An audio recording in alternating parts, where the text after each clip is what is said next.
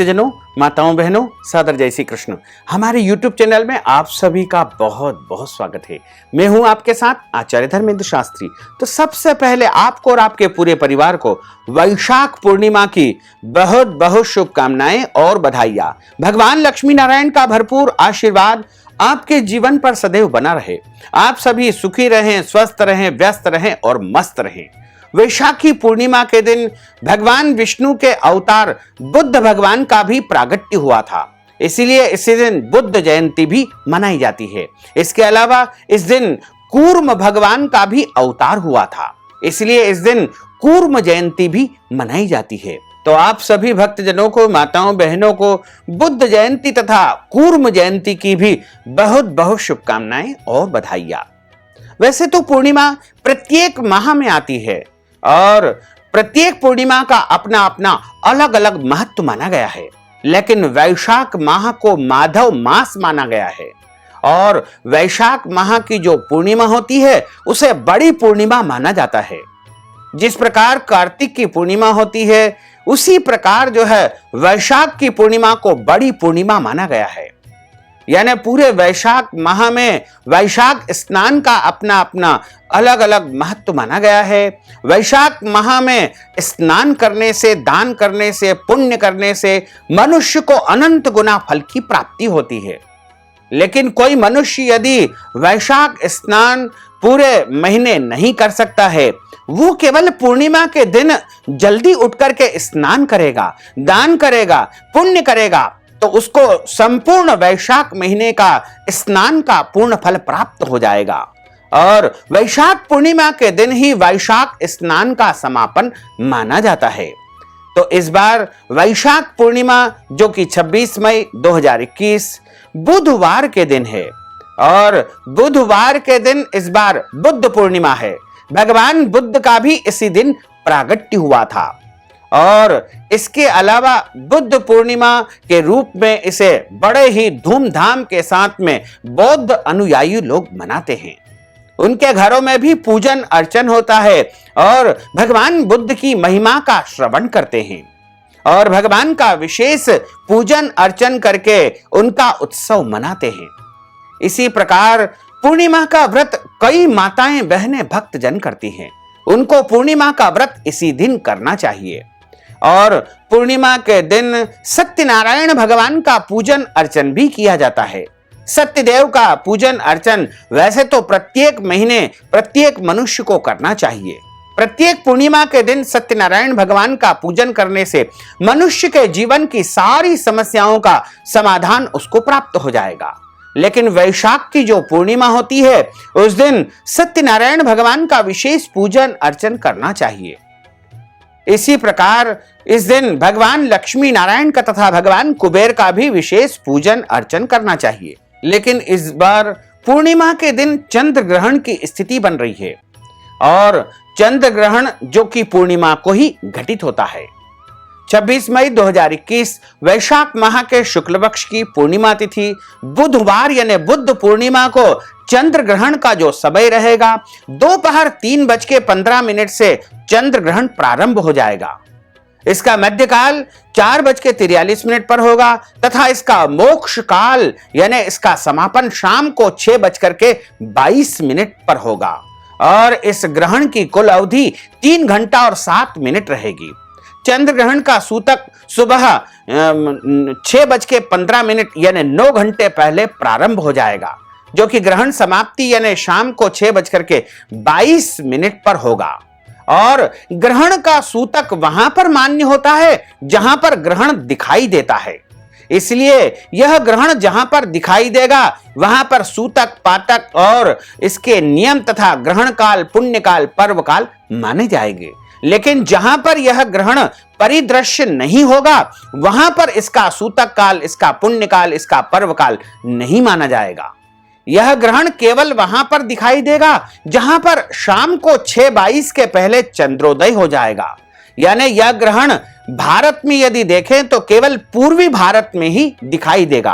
अन्य किसी भी प्रदेश में यह ग्रहण जो है विशेष रूप से नहीं दिखेगा। पूर्वी भारत के जो प्रदेश है, जैसे पूर्वी भारत की यदि हम बात करें तो पश्चिम बंगाल के पूर्व उत्तरी भाग, कोलकाता, उत्तर परगना, दक्षिण परगना, हुबली, हावड़ा, पूर्व बर्धमान, मुर्शिदाबाद, मालदा, बालरघाट और रायगंज, उत्तर दिनाजपुर एवं संपूर्ण आसाम प्रदेश, मेघालय प्रदेश, मालदा और इसके अलावा त्रिपुरा, मणिपुर, नागालैंड, मिजोरम, अरुणाचल प्रदेश और यदि हम अन्य देशों की बात करें तो बांग्लादेश, भूटान, चीन, Japan, Australia, America, Singapore, Burma, दक्षिण कोरिया, फिलीपींस और प्रशांत महासागर तथा हिंद महासागर में ही यह चंद्र ग्रहण दिखाई देगा और वहां पर इसके नियम पालन करना आवश्यक होंगे। अन्य किसी भी जगह, अन्य किसी भी प्रदेश में इसके नियम पालन करने की बिल्कुल भी आवश्यकता नहीं है। जिन शहरों में या जिन देशों में चंद्रोदय शाम को 6:22 के पूर्व होगा, वहां पर ही यह चंद्र ग्रहण दिखाई देगा और वहां पर ही इसके नियम पालन आपको करना चाहिए। अन्य किसी भी प्रदेश में रहने वाले निवासियों को ग्रहण के बारे में चिंता करने की बिल्कुल भी आवश्यकता नहीं है। और ग्रहण का जब सूतक लगता है उस समय सोना नहीं चाहिए, उस समय भोजन नहीं करना चाहिए, उस समय भगवान का स्पर्श नहीं करना चाहिए और ग्रहण के सूतक के दौरान भोजन का निर्माण भी नहीं करना चाहिए। उस समय केवल फलाहार या फल वाली वस्तु ही ले सकते हैं। इसके अलावा रोगी, बालक और वृद्ध, इनके लिए कोई भी नियम लागू नहीं होते हैं और ग्रहण के समय गर्भवती माताओं को धारदार उपयोग जैसे चाकू, कैंची, छुरी या हंसिया इत्यादि का उपयोग नहीं करना चाहिए। उनको उस दिन कैंची से कपड़े नहीं काटना है, सुई से कपड़े नहीं सीलना चाहिए। इस प्रकार उनको घर में रह करके भगवान का भजन तथा स्मरण करना चाहिए और घर में कुसा और तुलसी पत्र रख लेना चाहिए ताकि ग्रहण का कोई भी दुष्प्रभाव नहीं होगा। हालांकि यह अल्पकालीन ग्रहण है, इसलिए इस ग्रहण का ज्यादा प्रभाव नहीं दिखाई देगा। और इस दिन जो है वैशाख की पूर्णिमा है, तो जो भक्तजन, माताएं, बहनें भगवान का पूजन करते हैं वो ग्रहण वाले क्षेत्रों में स्नान आदि करके भगवान का पूजन अर्चन करें। यानी 6:22 के बाद ही उनको सत्यनारायण भगवान का पूजन अर्चन करना चाहिए। और जिन क्षेत्रों में ग्रहण नहीं दिखाई दे रहा है वो पूरे दिन भर अपना पूजन पाठ जो भी नियमित रूप से पूर्णिमा का कार्य करते हैं उनको करते रहना चाहिए। और पूर्णिमा का दिन बड़ा ही महत्वपूर्ण माना जाता है क्योंकि इस दिन चंद्रमा अपनी संपूर्ण कलाओं से युक्त होकर पृथ्वी पर अमृत की वर्षा करता है। इसलिए जो मनुष्य प्रातः जल्दी उठ करके स्नान करता है, दान करता है, पुण्य करता है, पूजन अर्चन करता है, उसको भगवान लक्ष्मी नारायण का भरपूर आशीर्वाद प्राप्त होता है और उसके जीवन की सारी समस्याओं का समाधान उसे प्राप्त हो जाता है। तो वैशाखी पूर्णिमा के दिन सबसे पहले मनुष्य को ध्यान रखना चाहिए कि ब्रह्म मुहूर्त में उठ करके स्नान कर लेना चाहिए और स्नान करने के बाद में सूर्य भगवान को जल चढ़ाना चाहिए तथा अपने पितरों के निमित्त तर्पण भी चाहें तो कर सकते हैं। इसके अलावा पूर्णिमा का यदि आप व्रत करना चाहें तो व्रत कर लीजिए और जो बौद्ध भगवान को मानते हैं वो मध्याह्न यानी दोपहर 12 बजे तक ही व्रत करेंगे और उस दिन खीर पूड़ी का निर्माण करेंगे। भगवान बुद्ध का पूजन अर्चन करके उनकी महिमाओं को, उनकी कथाओं का श्रवण करने के बाद पूजन आरती के बाद में दोपहर 12 बजे अपने व्रत को समापन कर लेंगे, इन्हें अपने व्रत को खोल लेंगे।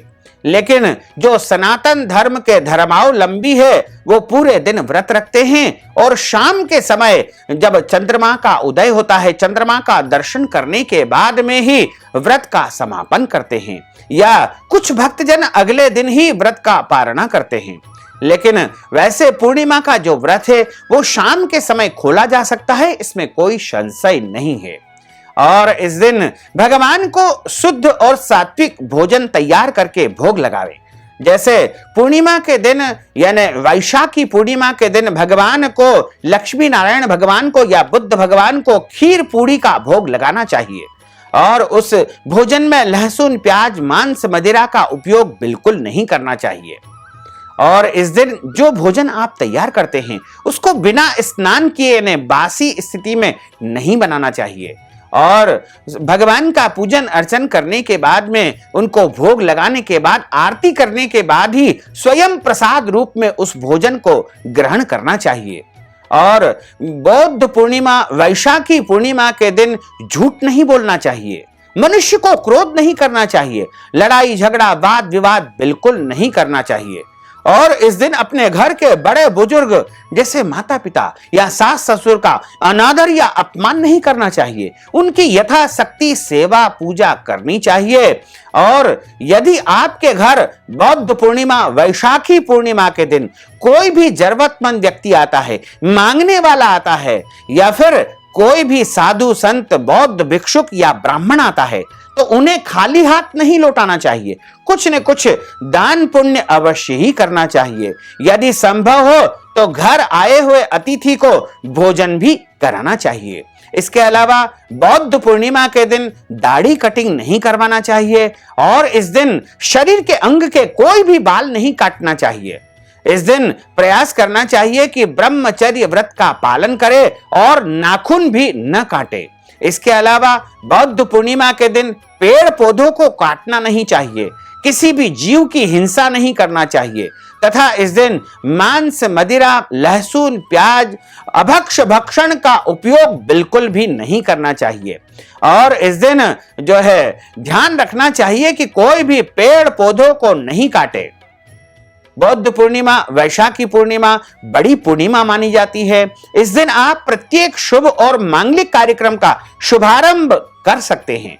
वैशाखी पूर्णिमा, वैशाख का महीना बड़ा महीना है। यदि आप चाहें तो इस दिन नए व्यापार का शुभारंभ भी कर सकते हैं, नए कार्यालय का शुभारंभ भी कर सकते हैं, नया वाहन आप खरीद सकते हैं। इसके अलावा यदि आप चाहें तो इस दिन सगाई, फलदान इत्यादि कार्य भी कर सकते हैं और वैशाखी पूर्णिमा के दिन नया वाहन भी खरीद सकते हैं, नए आभूषण खरीद सकते हैं, नए कपड़े, नए घर में गृह प्रवेश भी आप कर सकते हैं।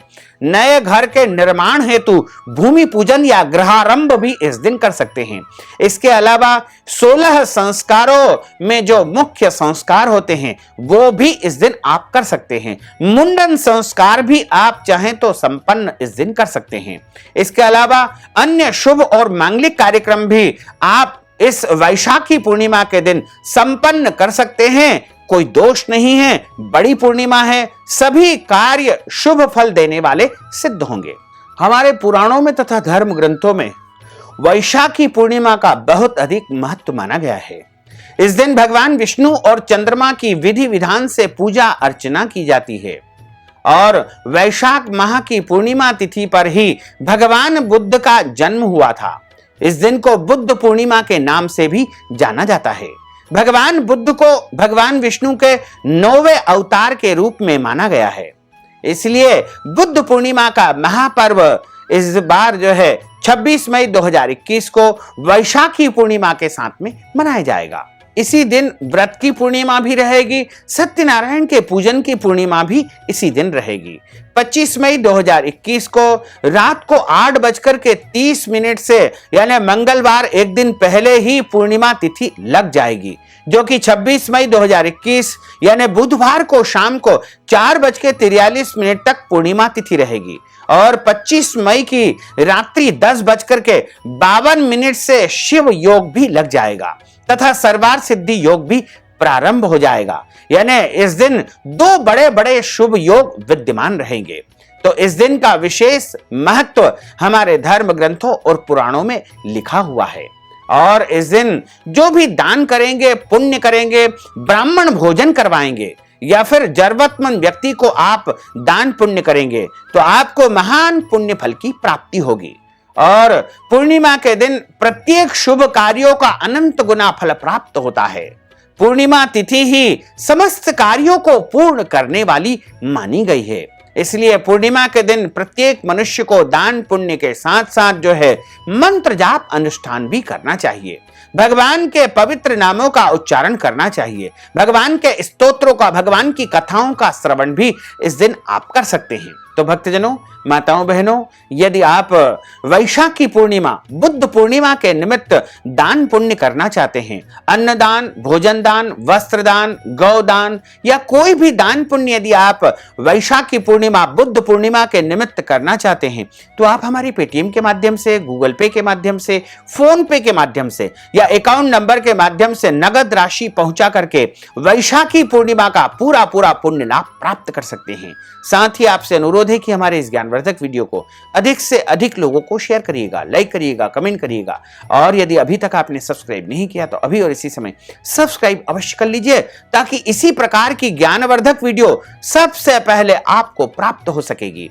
आपको और आपके पूरे परिवार को सादर जय श्री कृष्ण, सादर धन्यवाद।